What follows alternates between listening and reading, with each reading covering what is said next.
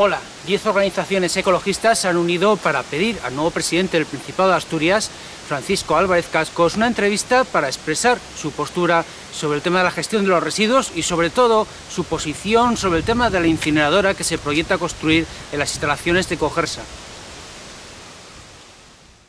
Los colectivos que firman esta carta son la Asociación de Ganaderos y Afectados por la Incineradora, la Asociación para la Defensa de la Sanidad Pública de Asturias, la Coordinadora de Organizaciones Agrarias y Ganaderas, la Confederación de Asociaciones Vecinales de Asturias, Cabastur, la Coordinadora Ecologista de Asturias, Ecologistes Naición, la Federación de Asociaciones de Vecinos de la Zona Rural de Gijón, Descaseríes, Greenpeace, la Organización de Productores de Leche y la Unión de Consumidores de España. Todas estas organizaciones han solicitado a Francisco Álvarez Cascos, el ahora presidente del Principado de Asturias, una reunión para proponerle alternativas al proyecto de incineradora que estaría ubicado en la parroquia gijonesa de Serín, dentro del complejo del vertedero central de Cogersa. Los colectivos recuerdan que el proyecto de planta incineradora quemaría 420.000 toneladas de basuras anuales, lo que supone el 81% de los residuos asturianos, algo que va en contra de lo señalado en la jerarquía de gestión que marca la Directiva Marco de Residuos.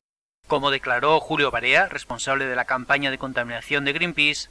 la incineradora de Serín fue la apuesta del anterior gobierno del Principado y con la que pensaba solucionar la lamentable política de gestión de residuos que ellos mismos llevaron durante años en Asturias. Esperamos que el presidente Álvarez Cascos no caiga en el mismo error y tenga una mayor visión para diseñar políticas sostenibles y que beneficien a los asturianos.